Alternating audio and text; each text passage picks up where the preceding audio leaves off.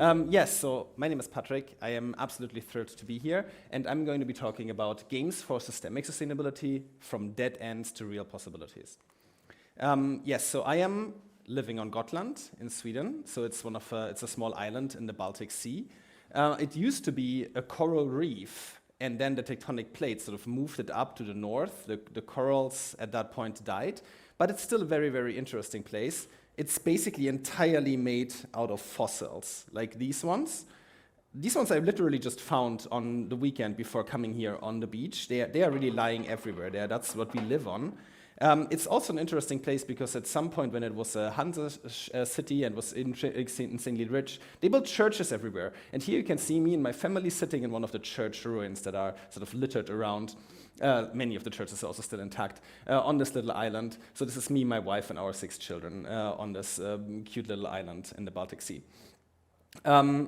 Yes, as you already heard, I am originally from media studies. I have written a PhD about co-creative game design as participatory alternative media, doing a lot of my field work back then when everybody did that in World of Warcraft. If that interests you, there's a TED Talk about it that you can check out as well. And recently, I have been more and more interested in sustainability as a question, also because it is, if not the biggest and one of the biggest questions of our time. Here is a GDC talk that is mostly focused on how we can teach game design students about sustainability in game design educations. This has come out of my work as responsible for our master program in the game design department in Uppsala University on Campus Scotland. So when I say sustainability and games, there's a lot of issues that immediately come to mind. One of the first ones may be conflict minerals or the need of mining minerals. And the intersections that causes not only with how do we get all these and where do we buy them, but colonialism, work environments in these areas, and international exploitation. Working conditions in building together the devices that we in the end use to play on or to build those things that we claim will try to make the world better. Working conditions in the games industry that's fostering burnout, that's fostering high rates of churn, exploitation of workers. E-waste, right? At the end of the lifetime of these devices, where do they end up? Connections to military entertainment complexes, maintaining a global permanent war economy, and in the end, buying these conflict minerals from places like Africa and the Congo by selling guns.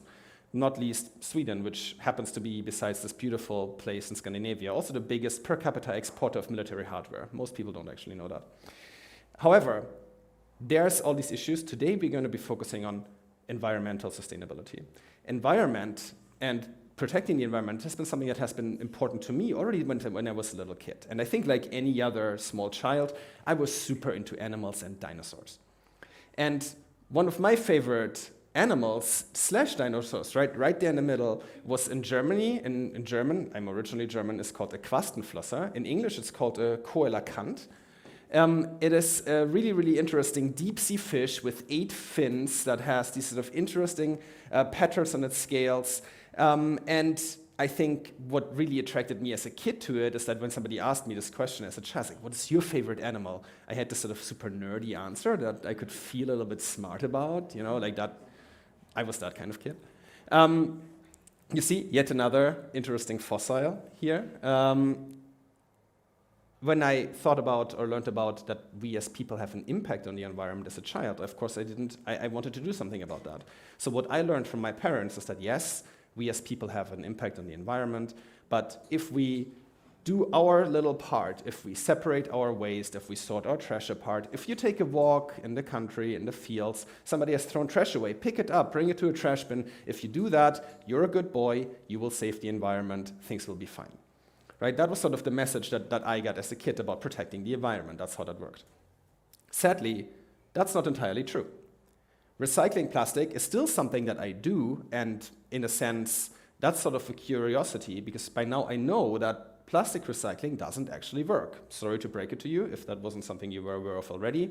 Plastic recycling works for around 10%. Most plastics only get downcycled, and the vast majority, while many of them could technically be recycled, there's no real business case for it, so they get pressed into cubes, and we paid for a long time China to take that. They don't take it anymore, so now we're paying countries in Africa to take our waste. So plastic recycling, not a thing. It doesn't really do anything. What it does, however, is make us feel like the way we live is sustainable, right? It's really more of a fix for our self-conscious. It's a way of greenwashing the existing society in which we use single-use plastics all the time around us. So this is really a problematic, more of a fake excuse, more of a dead end than a systemic solution. How does that look if we look with a similar glasses and a similar lens on carbon and the existing climate crisis? This is an excerpt from the United Nations Making Peace with Nature report. The United Nations call here for a fundamental change in the technological, economic, and social organization of society, including worldviews, norms, values, and governance. That is some strong words. Like that is basically saying that we need a system-wide transformation of everything. Right? The way we make society right now, that doesn't work. We need to rethink that. Also, interesting that they include the norms, values, right? Like there's and the economic system here, right? Bonus points for guessing which economic system could be problematic, right? So that is really interesting. That's being pointed out here. The report also talks about decades of incremental efforts and the vested and short-term interest that often prevails, and even calls out an opposition to change. So I think these were really interesting elements in the United Nations report.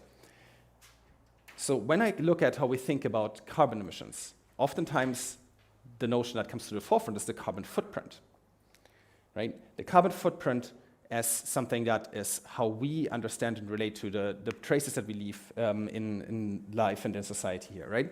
It's very similar to my thinking as a child about plastic waste. Picking up after myself would fix this.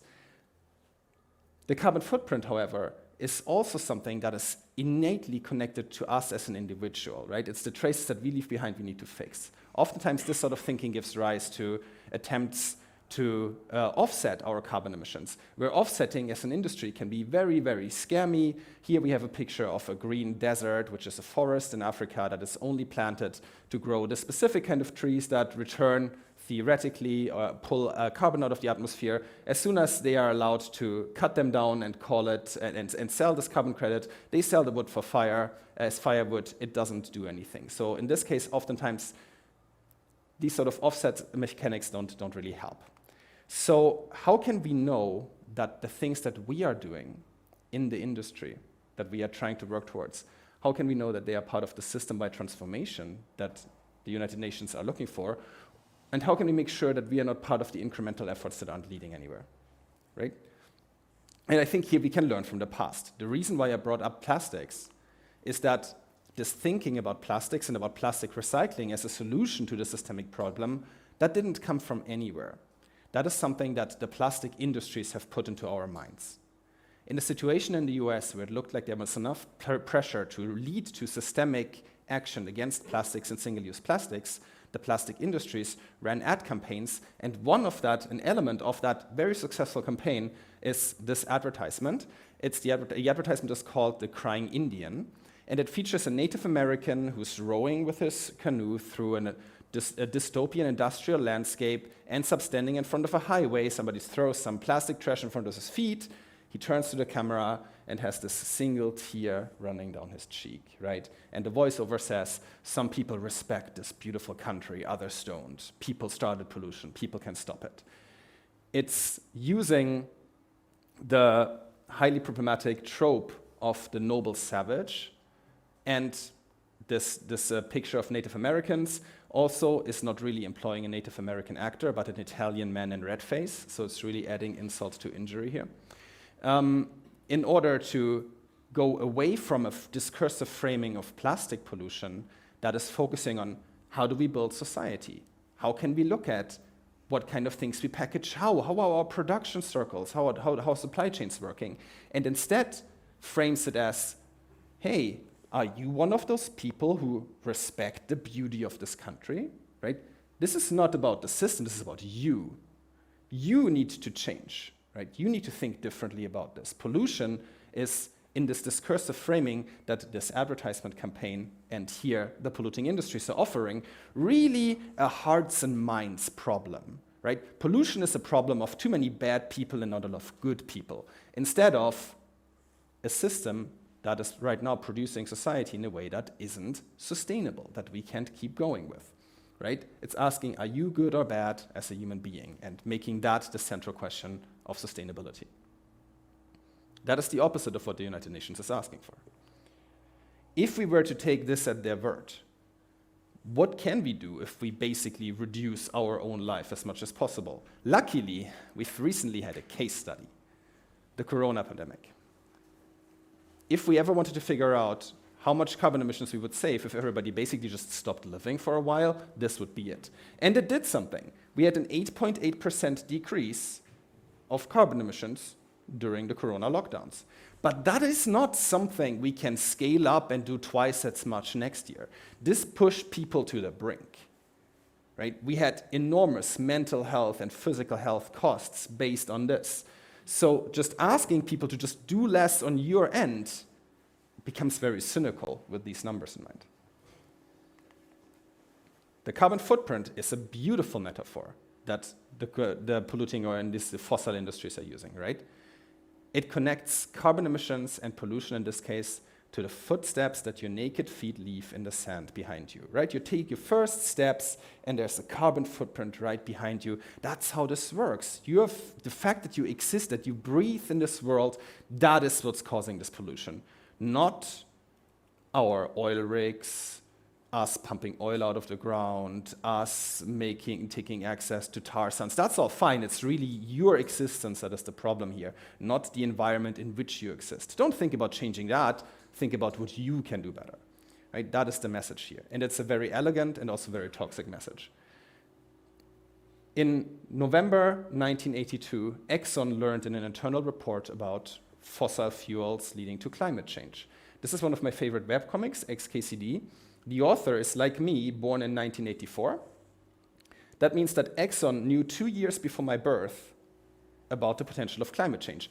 And the report they got for this 1 degree increase in average temperatures was on point. That's where we go. So the 40 years since then, they have used not to change the system in which we produce society, which they could have, but instead to implement these sort of ideas about what the source for that pollution is into our heads. The carbon footprint is an invention of the fossil industry. If you go to bp.com, you'll find a beautiful carbon footprint calculator where you can figure out how exactly all of this is your fault. These are dead ends. These are fake excuses. This is the opposition for change that the United Nations are talking about. So how can we go away from that in a different direction?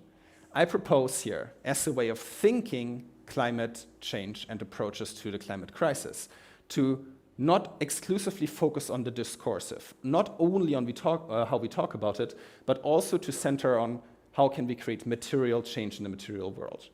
To go away from the individual towards the collective, what can we do together, how can we organize, and to reject the notion that this is about your personal virtue, about whether or not you go through the pearly gates. That's not what this is about. This is about if we can change the system that produces the society.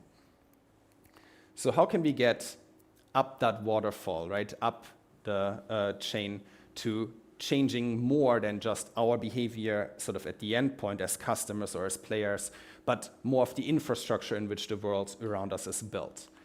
As people who are making games, we have a number of different routes of access here.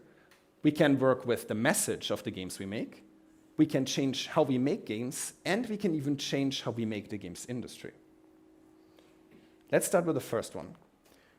Research and work around what kind of messages we can put in our games, environmental messages, that already exists in some spaces. For example, the climate SIG that you already heard about in the introduction, and in the environmental game design playbook has been collecting samples and collecting ways, positive examples of how we can include climate messaging into our games. So work there is being done. We have positive examples. Recently, for example, the game Terra Nil from the studio Free Lives in South Africa. One of the ones that I like because it's so deeply cynical and really going to the material elements of this is Phone Story from Mola Industria. It's a game about making smartphones that is so critical of the entire process that it's banned from the App Store. It's great. We also need more research in this area. So, of course, every researcher and every presentation has to say we need more research. We signed that contract. So the most important part, however, is that we need to break out of the dominant discursive frame that is, you as an individual, it's your fault. We need to offer another way of thinking about this. This is not super easy. An example here I want to highlight is from a local studio on Gotland that is also built and run by some of our former students. One of the games that they are working on and haven't quite managed to get ready yet and is Among Ripples, Shallow Waters. It's a game about managing a small water pond and restoring it. And it's in that way a management simulation. And one of the changes they made was, in many things, they are doing really interesting work in consulting experts and all these kind of things. Is they started out with, okay, so you have resources, your money counter here, write down first piece of information that you see, and you need to somehow use your resources smart in order to restore these lakes. They realized that what they were building is a management simulation, and when they were trying to think about what kind of aesthetics they want to have for their game, they realized that they had a problem because all these management simulations, for the most part, have as their core spine of the story, you have a number of resources, a number of monies, and you need to invest into something, then get more and make more money out of this and sort of make your way up there to optimize for return of investment. And this is not what they wanted to do.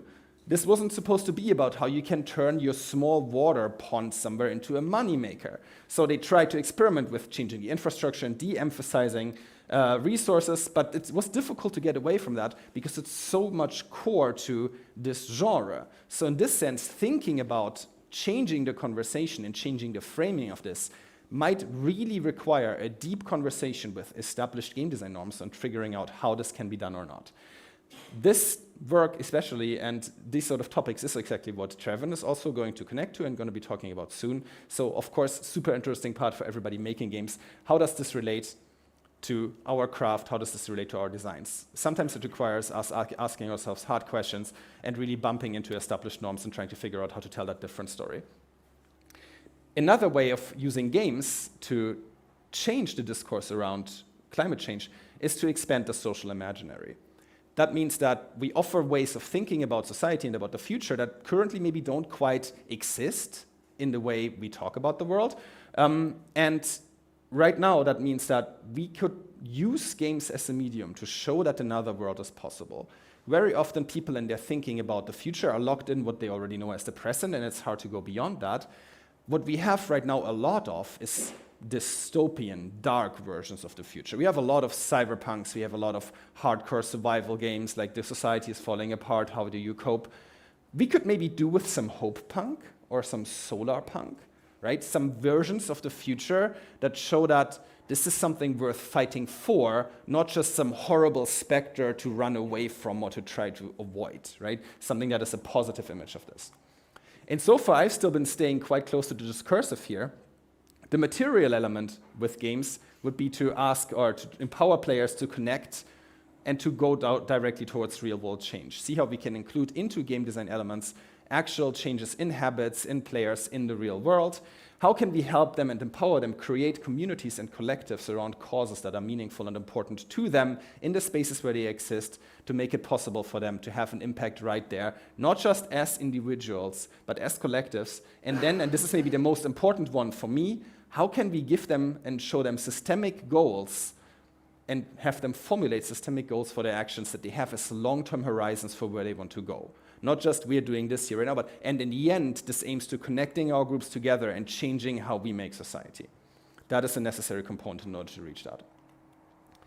Then how do we, as an industry, get up that waterfall, right? And so that is also quite tricky. What does moving up the waterfall in this case even mean, right? We have, of course, we can share best practices and then ideally try to turn them into industry standards, figuring out where somebody has good ideas, is innovative, and then lift that up to make it into a standard that the industry shares more generally. And of course, you don't need to do this alone, right? Here we have a group of salmon that are gathering before attempting the hardest climb, right? So this is exactly what we're doing here, trying to find communities and build communities around setting this work up as something that we do together, right? Here, the Sustainability Nexus conference is exactly that sort of thing that we should be doing in order to collectively think about how we can impact the infrastructure for culture production, right? This is me yet again stressing that an event like the workshop in the afternoons, where we can talk about what the financial support system for making games should be looking like when we consider sustainability, right? That's one of those rare moments where we can actually talk about infrastructure for culture production. That is exactly that thing. And then taking that forward and saying, hey, we as a community of indie developers, we have these ideas and these perspectives, we want that to be represented, and using our strength here to change the infrastructure in which we build society and build, in this case, the games industry. You can also connect to existing groups. I have been working with the Nordic Alliance of Sustainability in Gaming, which is a group of researchers in the Nordic countries that, starting out with having the requirement and also our need to include sustainability in teaching, have been trying to think about that more. So we had a game jam, and we are including this in our teaching, so soon you will also have more and more students graduating from these areas that have already a established interest and perspective in sustainability, and who are right now oftentimes anxious about whether or not the industry is interested in that and wants them to be able to or to participate in these conversations. So signaling that, yes, we want students to do this kind of work, that would be really helpful and interesting for us. So I've been talking about expanding the imaginary, and that is, and said that that's not easy. And I've been trying to figure out a little bit how that would work for the industry. So bear with me, I gave it a shot. I wrote a little bit of a story that is trying to think a pathway or a version for how the games industry could have made its contribution to tackling the climate crisis. So the story of games and how they became sustainable and even helped kickstart the global change that tackled the climate crisis started with a few motivated people.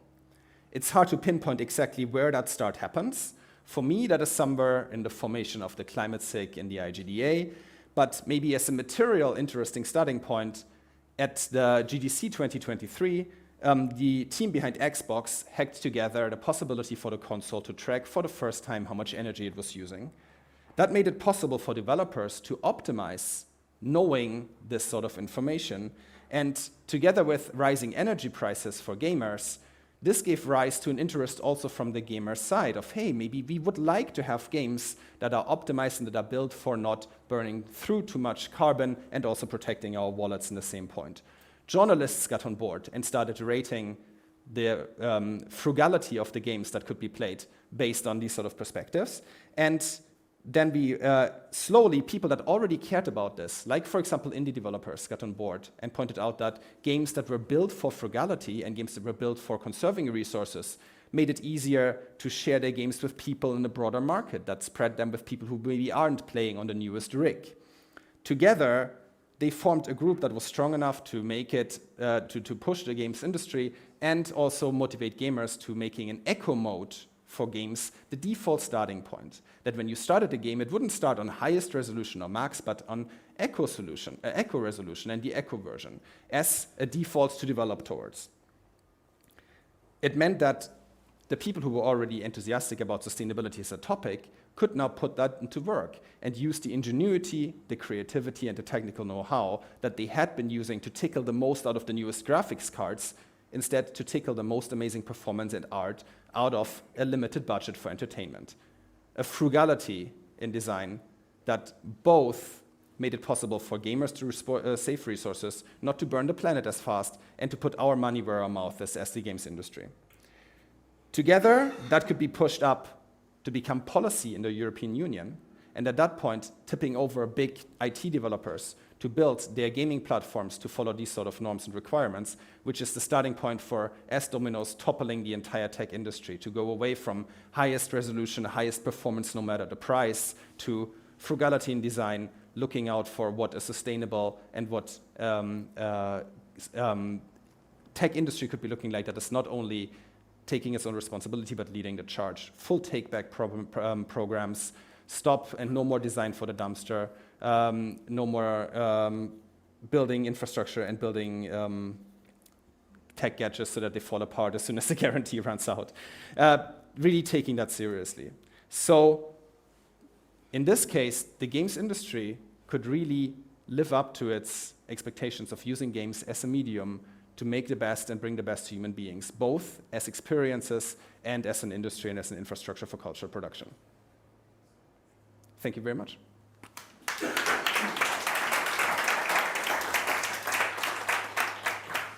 Last but not least, my favorite fossil fish, right? It's alive. They found living versions in South Africa, so it survived. And if this amazing creature can survive, then so can we. Thank you very much. Patrick Prax, everybody.